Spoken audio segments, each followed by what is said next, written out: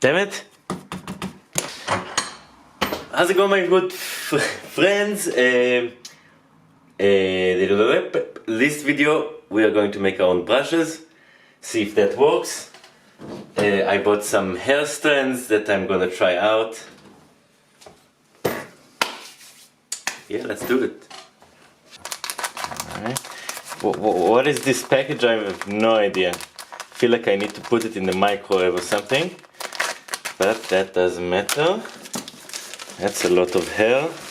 It should be. That's weird. That's a really weird feeling. Why is it like... Well, I guess it's pretty cool that it's two-tone, I suppose. I apologize to all the stylists out there. I have no idea how you handle this. Oh, that feels so weird, eerie, not eerie. It feels so weird. It feels like real hair somehow. Anyway, let's calm down. It says on eBay, it said it was real hair. It doesn't say it on here, so I suspect it is not real horse hair because if it was, they would write it in massive letters. I get it. I don't get it. Anyway, let's cut some strands. I think I need more hair though.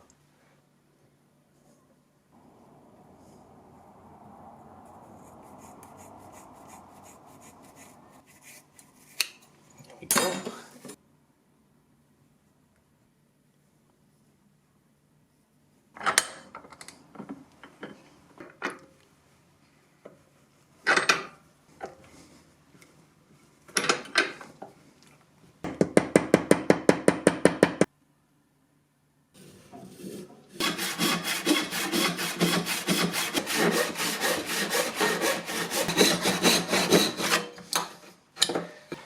Alright, so if you want to make a round object cylindrical and you don't have a lathe, you can just do it the snooker style, snooker cue, billiard cue style. And back in the days, and also today, they still make it this way.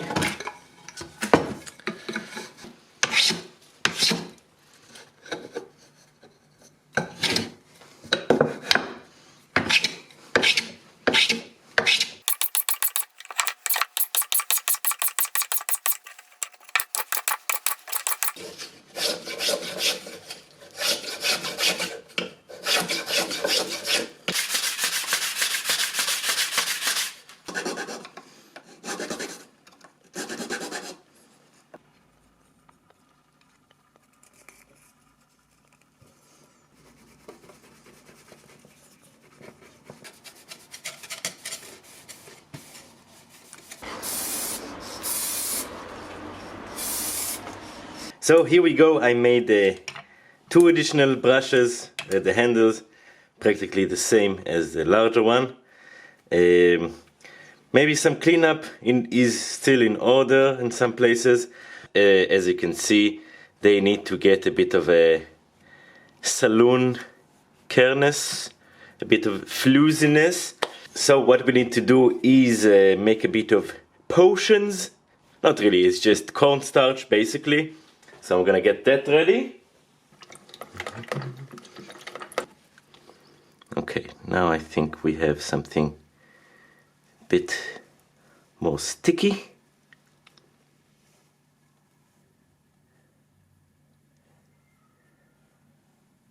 So the second brush I want to make, or the second type of brush I want to make, is a very special one. It's a Japanese Urushi lacquer brush, meaning it's a brush for Japanese lacquer, which is called Urushi. I think I've explained that very carefully. Anywho, it's a kind of a square, somewhat minimalistic brush, but it needs to be, you know, extra precise in Japanese fashion. And I thought this would be perfect for yeah, this will be pretty cool.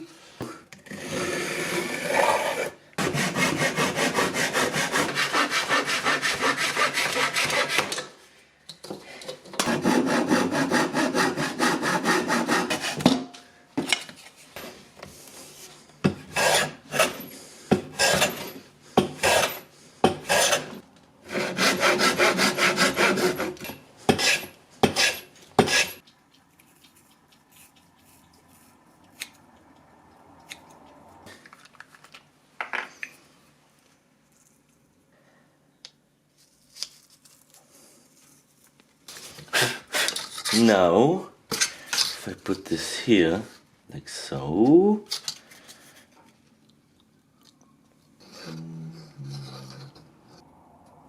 Okay.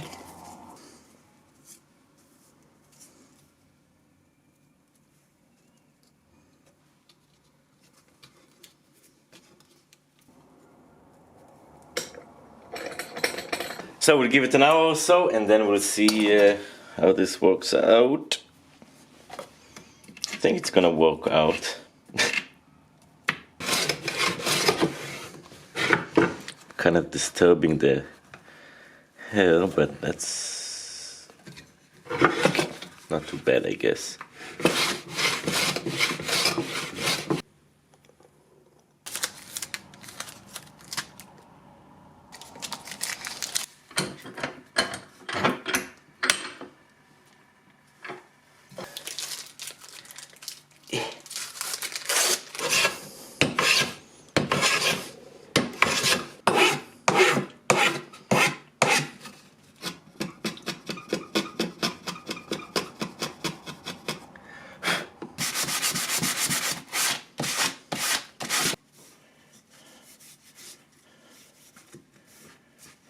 Now there's a lot of waste on this brush, which is unfortunate, but this is definitely not real horsehair, so I don't feel too bad. It's just, it's like throwing away a bottle cap in the amount of plastic, probably less. So I don't feel too bad about it. Now the Urushi brush is very short.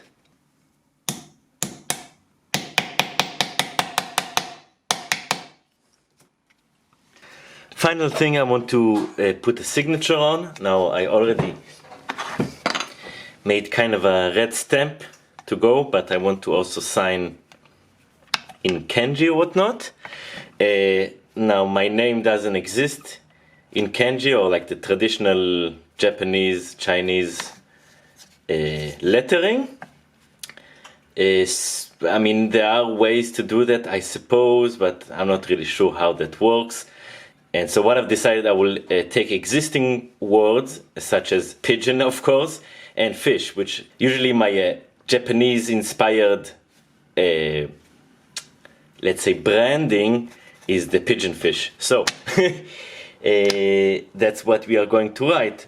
Okay, so I have here a website that will help me write. And it looks super complicated, only for one letter or word, I suppose. But we are going to give it a go. What's the worst thing that can happen? From here to the middle.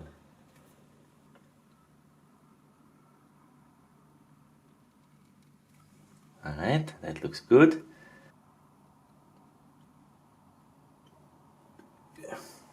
That's good enough.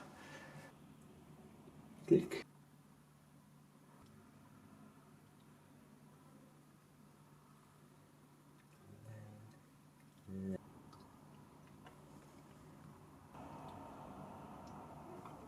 That, and then 3 tiny nibbons. 1, 2, 3. I mean 4 tiny nibbons. Anyone Japanese out there can read this? I would be happy. I think it's pretty crooked. The first one is pretty long, but hey, you know. Gotta try. So the next word is fish. And that is sakana, right? And hopefully it's an easier word. Schluck. And then the 4 legs. 1 like that. And then 3 the same. Schluck, schluck. Now we have a fish. I think that one turned out a bit better. Now I am curious, are all the animals have those 4 legs? Let's see. Horse. They do have all 4 legs. That's pretty cool. Okay, not all the animals have 4 legs in the letters, but if any one of you knows Japanese and can tell me if I was semi-right about the legs, that would be cool. Oh, oops. That one, so give it some color.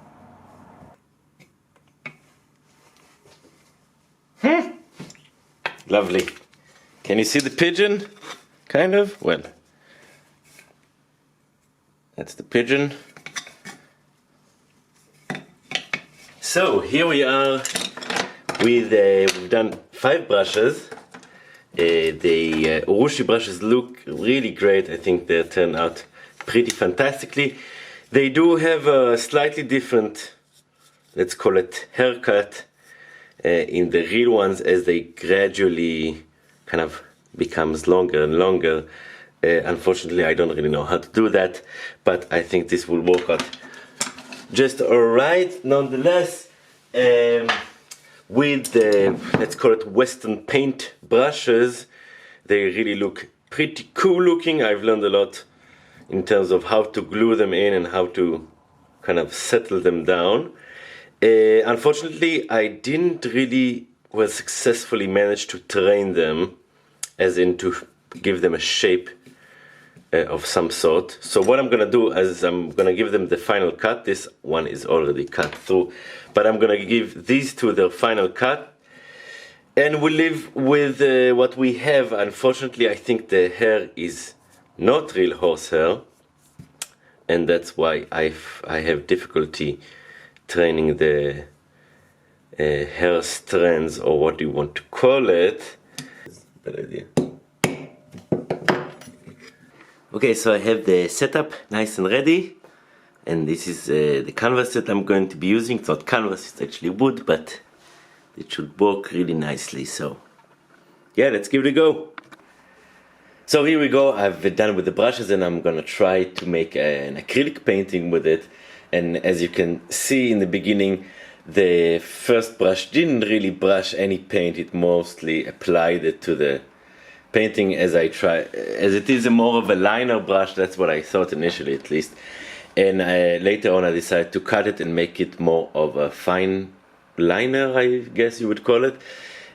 But the other brushes worked pretty nicely. They brushed the paint nice and smoothly, but I have to admit they're a bit rougher. The biggest downside, I think, was the hair itself was not too standard, or it was a bit too synthetic and a bit too plasticky, so it didn't really carry the paint very well. But yeah, it did work, and it did definitely feel like a brush, and I could manage to do some painting with it. I think maybe oil paint would work much better with those kind of brushes, and perhaps for a bigger scale of painting, as they don't really work for really fine stuff. The Urushi brushes worked, however, much better. For the lacquer, since it's a little bit more diluted, it worked just fine with those brushes. Again, I would probably use a much better hair, but the construction is there, and yeah, it should definitely work.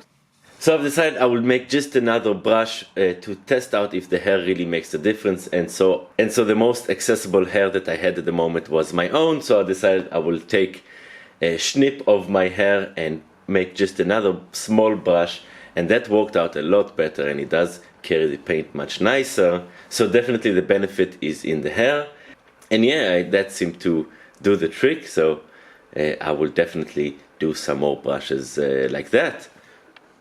In terms of price, maybe it's not that worth it, because you do spend a lot of time making it. On the other hand, I mean, it's your own individual brush, you made it, so it makes your whole experience painting with it that much different. So I think I like it. I think I will continue making my own brushes, and probably also use commercial ones because they are, yeah, just a little bit better quality, I would say. But I'm happy I tried this out, and definitely I've learned a lot from doing that. So I also intend to make other videos about different art supplies, such as your own palette, which is, I don't know, straightforward, but your own paint, make your own canvas or stretch your own canvas, and all of that I think have a lot more benefit to them making your own, and especially cost-wise and also quality-wise. So yeah, I will see you then, and I hope you enjoyed this. See you later!